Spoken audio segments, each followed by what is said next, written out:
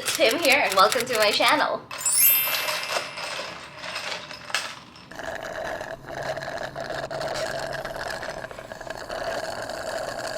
So in this videos, we are going to be doing the What's on my phone challenge.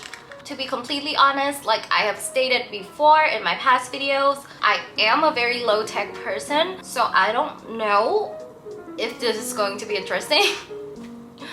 I think 99% of the apps I have are the same as everyone else, but we're gonna do it anyway, so let's jump onto the video. I am using the iPhone XS in rose gold. The clear case I'm using is from OtterBox, and like I've mentioned multiple times, I am a very clumsy person, so I drop my phone more time than I would like to admit. So I did my research and OtterBox turns out to be one of the world's best protective case, so all my iPhone cases are from there. I got this cute little pop sockets from Instagram. Now start with the lock screen. Apart from like 4 celebrities pictures, the rest are the one I actually took by myself and are just a collage I did of photos that makes me happy whenever I look at them. Let's start with the 4 main apps at the bottom.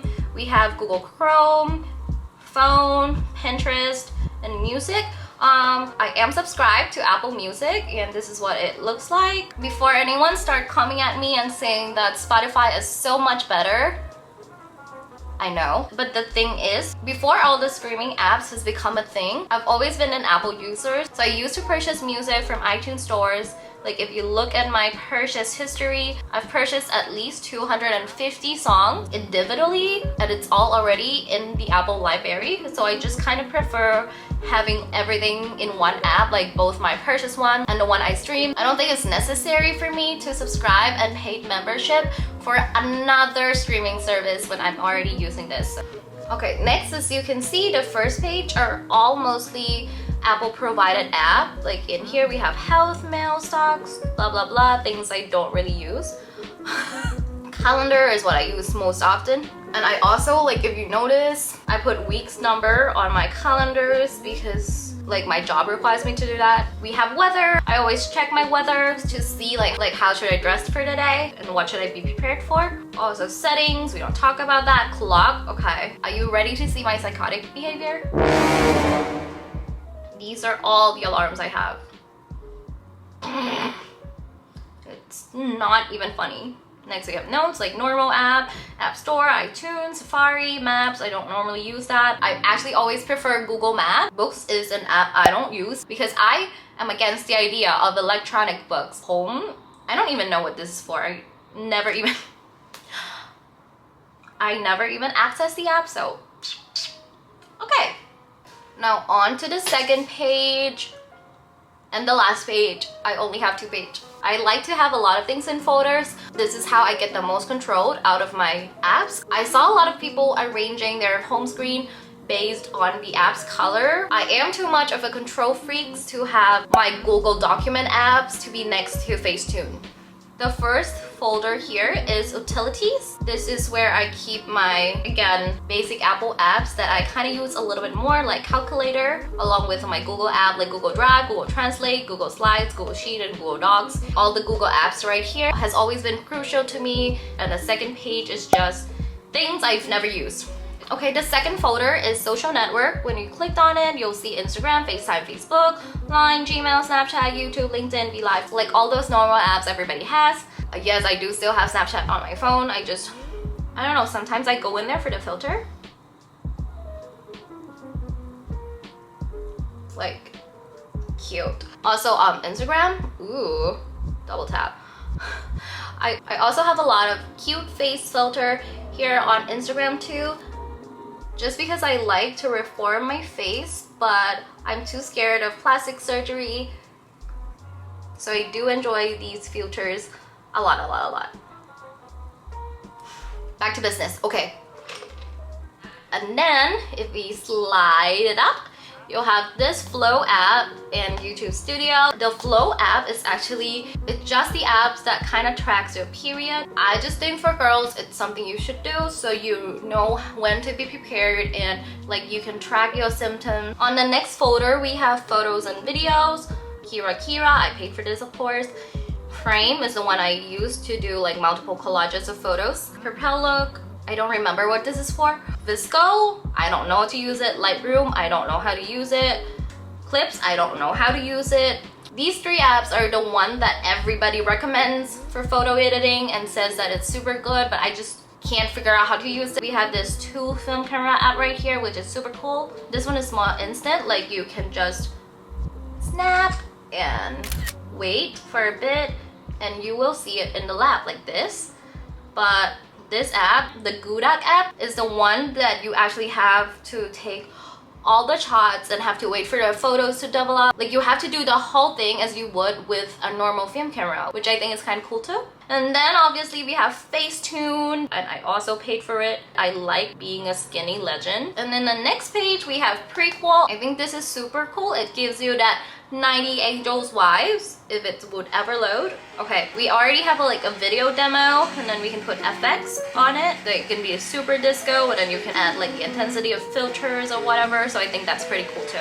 We have Nichi. This is for Instagram story templates. I think it's pretty cute. I don't use it too often because like it's too much of a job for me.